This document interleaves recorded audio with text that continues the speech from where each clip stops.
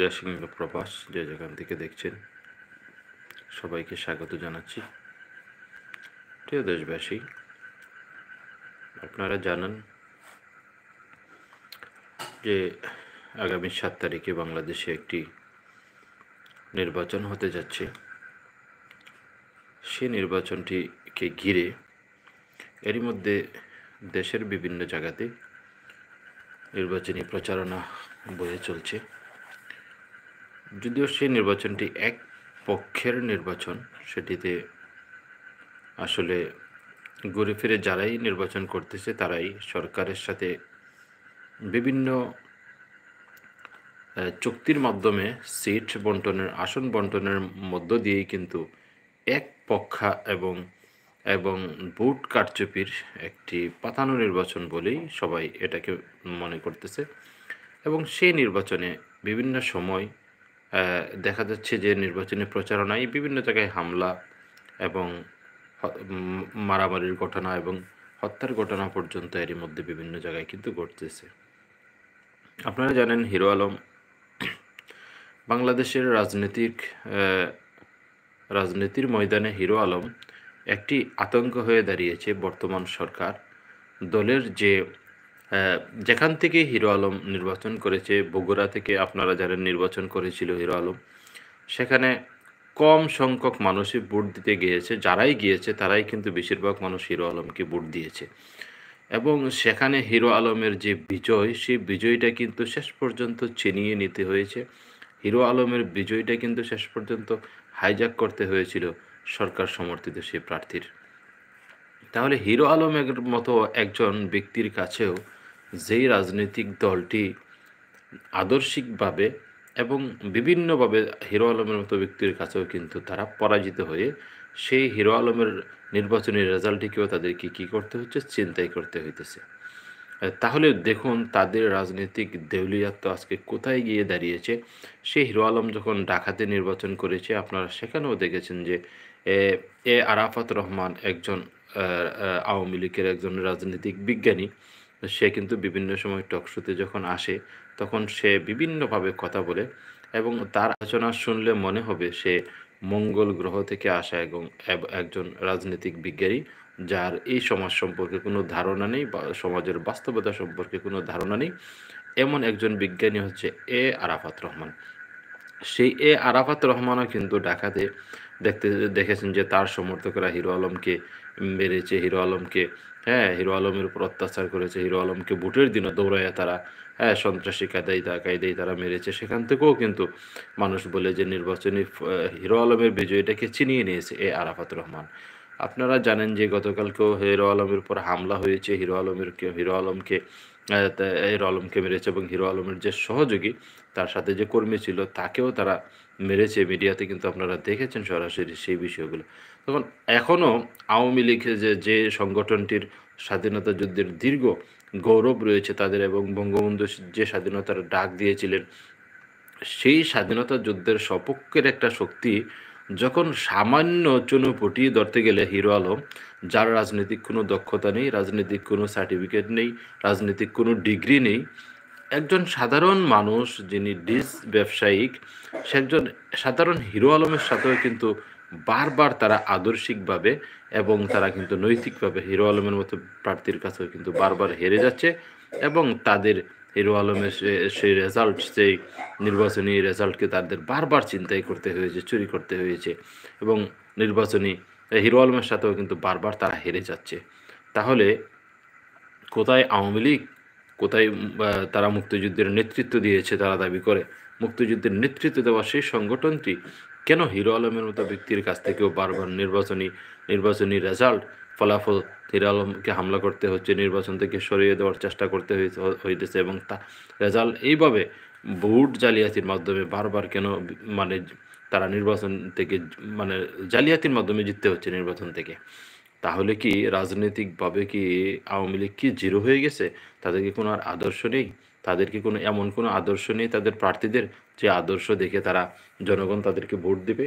আপনারা জানেন এরই মধ্যে বিভিন্ন ধরনের বক্তব্য প্রকাশিত হয়েছে।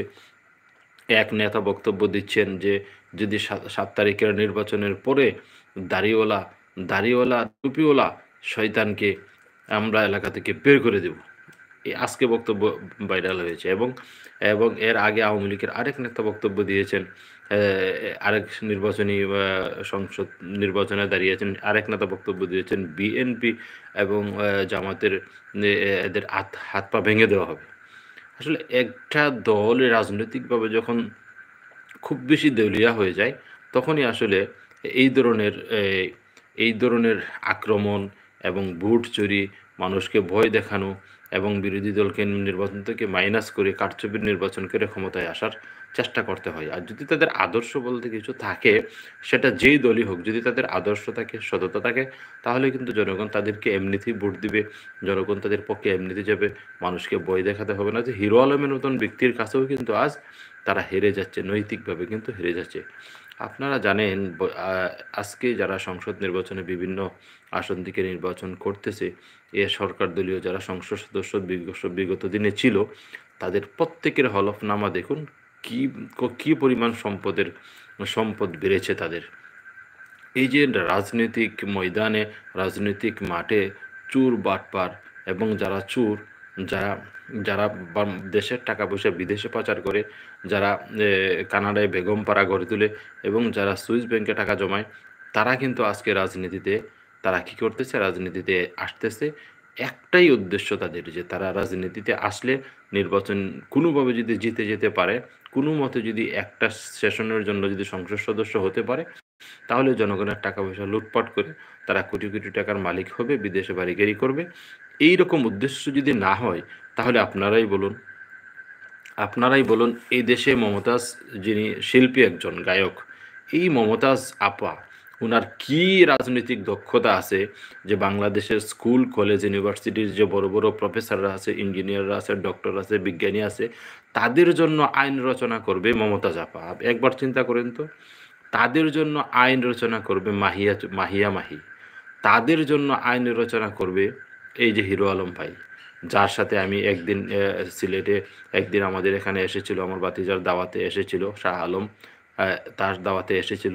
সারাদিন হিরো আলমের সাথে ঘোরাঘুরি করেছি, বিভিন্ন জায়গাতে আমরা সাথে নিয়ে ঘুরাইছি, হ্যাঁ, সিলেট দেখাইলাম। এই হিরো আলমকে কিন্তু কাছে থেকে দেখার সুযোগ হয়েছে। এবং এই যে হিরো আলমের সাথে একটা সাধারণ মানুষ, খুব ফ্রি মাইন্ডের মানুষ, যে কোনো মানুষের সাথে সেলফি তুলে, যে কোনো মানুষের সাথে কথা বলে, যে কোনো মানুষ ডাক দিলে সে দাঁড়ায়, তার মধ্যে কোনো অহংকার নেই, নিরহংকার একটা মানুষ। এইরকম সাধারণ একটা ডিশ ব্যবসায়ী হিরো আলমের সাথেও কিন্তু আজকে আওয়ামী লীগ পারতেছে না। তাকে বারবার হারানোর জন্য বিভিন্ন কৌশলে ভোট ছিনতাই করে, তাকে মেরে ধরে বিভিন্নভাবে রাজনীতি থেকে মাইনাস করে তারা কিন্তু জেতার চেষ্টা করেছে কারচুপির মধ্যে দিয়ে। হিরো আলমের সাথে আজকে তারা পারতেছে না। তাহলে এই যে এরা হিরো আলমের মতো রাজনীতির, যার কোনো সার্টিফিকেট, ডিগ্রি নেই, সে সোশ্যালিজম নিয়ে লেখাপড়া করেনি, হ্যাঁ, সোশ্যালিজম নিয়ে যে লোকটা লেখাপড়া করেনি, রাজনীতিক কোনো ডিগ্রি নেই যে লোকটার, সেই লোকটা রাজনীতিতে আসতেছে। এই যে হিরো আলম, এই যে মমতাজ বেগম, এই যে মাহিয়া মাহি, তারা কি করবে, এই যে টাকলা মুরাদ, তারা আইন রচনা করবে বাংলাদেশের সংসদে বসে বসে। এই দেশের লাখ লাখ হুজুর যারা আছেন, আলেম যারা আছেন, মুফতি যারা আছেন, এবং এই দেশের হাজার হাজার শিক্ষিত যে ডক্টর আছেন, যারা ডাক্তার আছেন, যারা বড় বড় চিকিৎসা বিজ্ঞানী আছেন, ইঞ্জিনিয়ার আছেন, প্রফেসর আছেন, হ্যাঁ, বিভিন্ন ইউনিভার্সিটিগুলোর যারা চ্যান্সেলর আছেন, অধ্যাপকরা আছেন, আসিফ নজরুল স্যারের মতন যারা ব্যক্তি আছেন, তারা কি করবে, তাদের জন্য আইন রচনা করবে মমতাজ, তাদের জন্য আইন রচনা করবে কি টাকলা মুরাদ, তাদের জন্য আইন রচনা করবে হিরো আলম, তাদের জন্য আইন রচনা করবে মাহিয়া মাহি, তাদের জন্য আইন রচনা করবে এই সমস্ত অযোগ্য চোর বাটপার যারা আছে, তাদের কি যোগ্যতা আছে সংসদ নির্বাচনে দাঁড়ানোর মতো, সংসদ নির্বাচনে নির্বাচন করার মতো, সংসদ নির্বাচন করে পাস করার পরে তারা দেশ পরিচালনা করবে, এই ধরনের কি যোগ্যতা আছে? তারা কোন কলেজে, কোন ইউনিভার্সিটি থেকে রাজনৈতিক উচ্চতর ডিগ্রি নিয়েছে, রাজনীতিতে লেখাপড়া করেছে? তারা রাজনীতি সম্পর্কে কি জানে? কিছুই জানে না। তাহলে আজকের এই একমাত্র দুর্বৃত্তায়নের যে রাজনীতি, চুরি ডাকাতির যে রাজনীতি, যেই সংসদ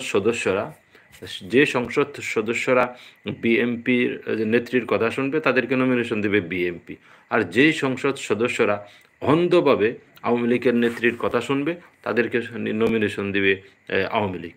তো যেই সংসদ সদস্যরা অন্ধ আনুগত্য করবে, ন্যায় হোক আর অন্যায় হোক সেটা বিবেচনা করবে না, বলা মাত্রই কথা শুনবে, যা বলবে তাই শুনবে, তাদের নিজস্ব কোনো চিন্তা চেতনা নেই, পরের কথায় যারা হা হা যা হা করতে বলবে হা করবে, যা না করতে বলবে না করবে। এই ধরনের রাজনীতিক এই ধরনের রাজনৈতিক সারশূন্য, যাদের রাজনৈতিক কোনো জ্ঞান নেই, এই ধরনের ব্যক্তিদের মাধ্যমে যদি রাজনীতি বাংলাদেশে চলে, তাহলে তো দেশের ভবিষ্যৎ অন্ধকার ছাড়া কোনো উপায় নেই।